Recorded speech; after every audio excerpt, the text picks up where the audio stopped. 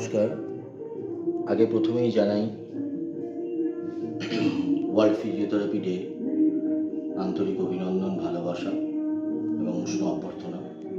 এবং ফার্স্ট একটাই কথা, অভয়া বা তিলোত্তমার সুবিচার পাক, এটা প্রতিটা মানুষই চাইছে, আমিও চাইছি। তো এবং আমাদের মনে রাখতে হবে 4 বছর আগে এই কোভিড সিচুয়েশানে এই ডক্টররাই নিরলস কষ্ট করে একটা প্রতিটা মানুষকে সুস্থ জীবন ফিরিয়ে দিয়েছে, এটা মাথায় রাখতে হবে। সুতরাং এর বিচার হবেই, ভগবানকে ডাকি, ওনার আত্মার শান্তি কামনা করি। আর এছাড়া আজ ওয়ার্ল্ড ফিজিওথেরাপি ডের দিন একটাই কথা বলার, সেটা হচ্ছে আমি বিশাল বড় একটা প্ল্যাটফর্ম পেয়েছি, যেটা হচ্ছে গ্লোবাল টেকনিক্যাল ইনস্টিটিউট, যেখানে আমি পড়াই। ওখানে principal ma'am, vice principal ma'am এবং জিটিআই গ্লোবাল টেকনিক্যাল ইনস্টিটিউট একটা পরিবার। সেখানে প্রতিটা স্টাফকে আমি ওয়ার্ল্ড ফিজিওথেরাপি ডে প্রাক্কালে আমি আন্তরিক অভিনন্দন, ভালোবাসা এবং প্রিন্সিপাল ম্যামের বাবাকে, কাকুকে আমি জানাই আমার সশ্রদ্ধ প্রণাম, ভালোবাসা। কারণ এই প্ল্যাটফর্ম না পেলে আজ এত আন্তরিকতা, এত ভালোবাসা, এত উষ্ণ অভ্যর্থনা স্টুডেন্টদের আমরা পেতাম না। হ্যাঁ, ডেফিনেটলি আমি স্টুডেন্ট এইখানে যেহেতু পড়াচ্ছি একটা কালচারের মধ্যে থাকছি, কিন্তু মেন ব্যাপারটা হচ্ছে যে পেশেন্ট প্রচুর থাকে, পেশেন্ট আমি করাই এবং উপরন্তু স্টুডেন্টদেরও আমি প্রোভাইড করি।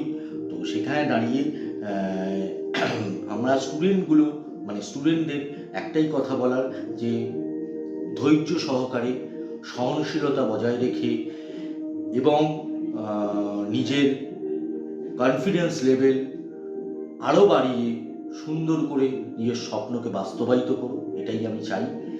অনেক অনেক বড় হোক এবং প্রতিটা পেশেন্ট, প্রতিটা ডক্টরদের ওয়ার্ল্ড ফিজিওথেরাপি ডের দিন আমি আন্তরিক অভিনন্দন, সশ্রদ্ধ প্রণাম জানাই। এবং আমার আজকে এই বছরে আমার 10 ইয়ার্স কমপ্লিট হলো এই ফিজিওথেরাপি এবং ওয়ার্ল্ড ফিজিওথেরাপি ডে।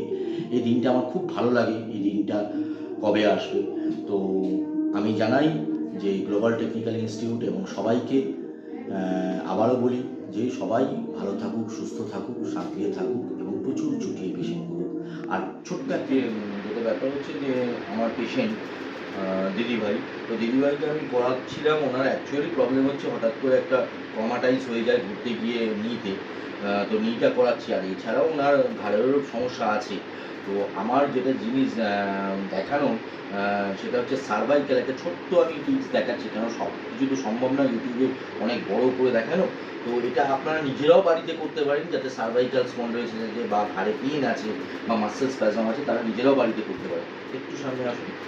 যেটা ব্যাপার হচ্ছে যে আমরা প্রথম করব স্পার্লিং টেস্ট। স্পার্লিং টেস্টটা কিরাম, ধরুন এই চিন, হ্যাঁ, বা ম্যান্ডেবল, এটা আমরা এই ওয়েব স্পেস দিয়ে এখানে ধরলাম, আর স্পাইন অফ অক্সিপুট, এই যে স্পাইন অফ অক্সিপুট এই জায়গাটা আমরা ওয়েব স্পেস দিয়ে আমরা ধরলাম, ধরে সুপিরিয়রলি পুল করলাম 1 2 3 4 5 6 7 8 9 10, ঠিক আছে, আমরা ছেড়ে দিলাম। এরকমভাবে 5 বার করা হলো। করানোর পর তারপর আমরা কি করলাম, ক্রস ফিঙ্গার করলাম, করে এই জায়গাটার নাম হচ্ছে ভার্টেক্স। এই ভার্টেক্সে একদম মানে ইনফিরিয়রলি প্রেশার দিলাম 1 2 3 4 5 6 7 8 9 10, এটাকে বলে ডিস্ট্রাকশন টেস্ট। তা এই দুটো করার পর পেশেন্টকে আমরা জিজ্ঞেস করবো, যে কেউ আপনি বাড়িতে করতে পারেন, যে দেখবেন এই তোলার সময় যখন তুলতে গেছি তখন পেশেন্টটা বলবে এটা করার পর যে ব্যথাটা যেন আরও অ্যাগ্রেভেট করলো। আর যেই আমরা এই প্রেশার দিলাম, পেশেন্ট বলবে যে হ্যাঁ ব্যথাটা অনেক কম লাগলো। যেই কম লাগলো বলবে, তখনই আপনাকে ধরে নিতে হবে যে ডিস্ট্রাকশন টেস্ট আর পজিটিভ, যে সার্ভাইকাল স্পন্ডাইলোসিস।